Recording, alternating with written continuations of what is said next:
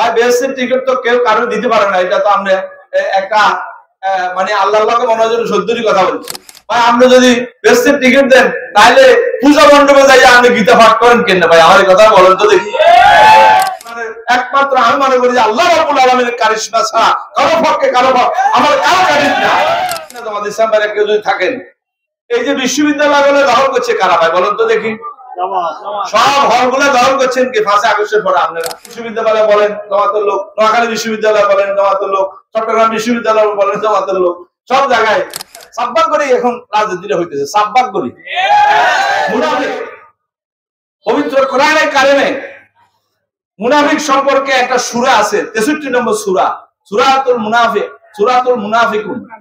এই মুনাফিক নাযিল আল্লাহ তাআলা নাযিল করছে এই জন্য হুজুর পাক সাল্লাল্লাহু আলাইহি সাল্লামের কাছে মুনাফিকেরা আসি বলতো বিশ্বাস জন্মানোর জন্য যে আমরা আপনি আল্লাহর রাসূল এবং আল্লাহ এক, আমরা আপনাকে মানি, আপনি যা করেন তা শুনবো। কিন্তু আল্লাহ রাব্বুল আলামিন ওইভাবে নাযিল করেছে, হে মুহাম্মদ এরা কিন্তু মুনাফিক।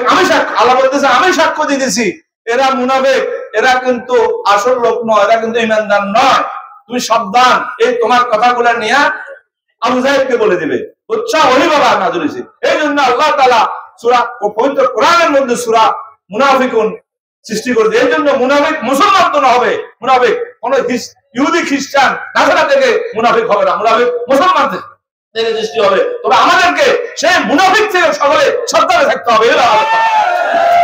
আপনারা নিশ্চয় কথাটা বুঝতে পেরেছেন? বলে যে ভাত এক গাঁট টিপলে বোঝা যাবে কোন হইছে না না হইছে। আমার কথাটা ক্লিয়ার বুঝতে পারছেন? মুনাফিকের জন্ম যুগ যুগ হয়েছে এবং আরো সামনের দিকে হতে পারে। এই মুনাফিক থেকে সকলে সাবধানে থাকবেন, এই আহ্বান আমি আপনাদের সকলকে রাখছি।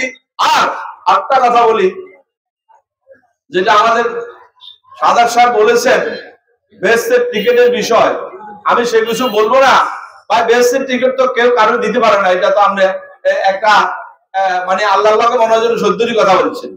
ভাই আপনি যদি বেহেশতের টিকিট দেন তাহলে পূজা মণ্ডপে যাই আপনি গীতা পাঠ করেন কেন ভাই? আমার কথা বলেন তো দেখি। পূজা মণ্ডপে যাই গীতা পাঠ করেন না আপনারা? ভাই ভোটের লাই বলি আমরা এত নিচে নামেন কেন? সত্য কথা বলেন। আমরা আন্দোলন সংগ্রামে আপনারা আমাদের সাথে ছিলেন, যদিও আপনাদের খোঁজ করে নিতে কষ্ট হইতো আমাদের।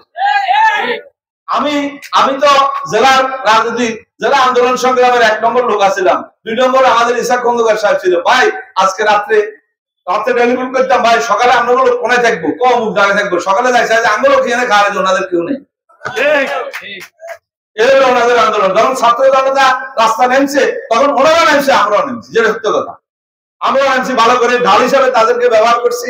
আমরা এটার পিছনে যোগান দিয়া হাসিনাকে পড়াইছি। হাসিনাকে পড়ানোর একমাত্র আমি মনে করি যে আল্লাহ রাব্বুল আলামিনের কারিশমা ছাড়া কারো পক্ষে কারো আমার কারো কারিশমা।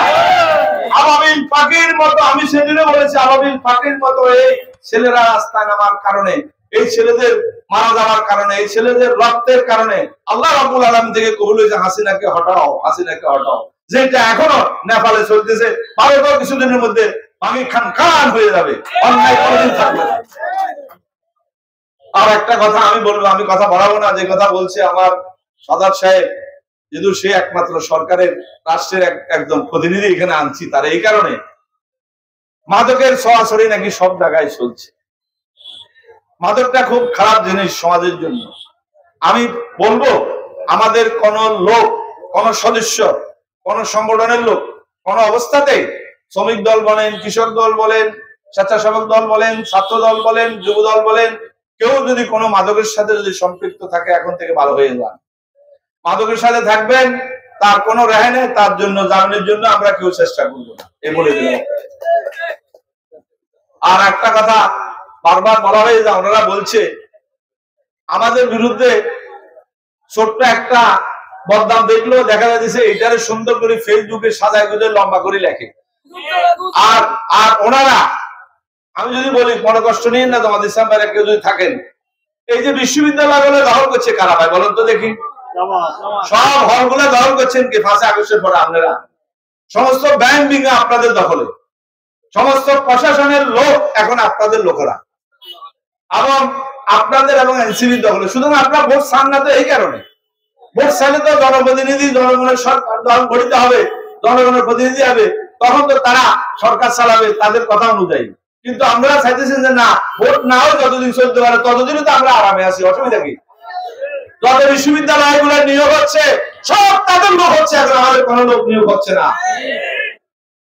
এগুলা থেকে বুঝে নেবেন আমাদের একটা নিরীহ লোকের আমরা চাকরি দিতে পারতেছি না। ডিউ টু দিস রিজন আমরা ঢাকা বিশ্ববিদ্যালয় বলেন জামাতের লোক, নোয়াখালী বিশ্ববিদ্যালয় বলেন জামাতের লোক, চট্টগ্রাম বিশ্ববিদ্যালয় বলেন জামাতের লোক, সব জায়গায় আর সব ব্যাংক বিমা ওনারা দখল করে নিয়েছে। ওনাদের আর দরকারটা কি? ওনাদের দরকারটা কি? ওনাদের দরকার নাই, যেহেতু ওনারা চায় যতদিন এইভাবে চলতে থাকো বিনা ভোটে ততই আমাদের লাভ। ভোট হলে ওনারা জানে যে সাধারণ মানুষ ওনাদেরকে ভোট দিবে না, সাধারণ মানুষ বিএনপি ভোট দিবে। তখন বিএনপি যখন ভোট দিব তখন বিএনপির বিরুদ্ধে কিছু কুৎসা ঘটনা করতে হইবে। কিভাবে? এইভাবে শুনেন, পোলায়নের আমাদের ওই যে টেম্পু স্ট্যান্ড আর ওই যে বাজার ইজারা, এগুলা সাধারণ বিষয়। এগুলা করতে যাইয়া আমাদের ছেলেদের বিরুদ্ধে তারা বিভিন্ন ফেসবুকে লিখে রাস্তার নামক করে দিয়েছে।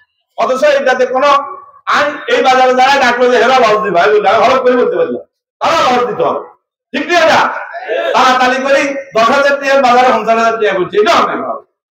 এগুলো ঠিক না। এগুলা যারা করেছে আমি মনে করি যে তারা অন্যায় করেছে।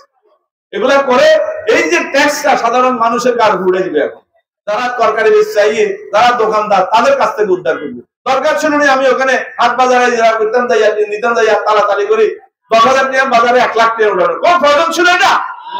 এগুলা থেকে বিরত থাকবেন ভাই, আমার অনুরোধ।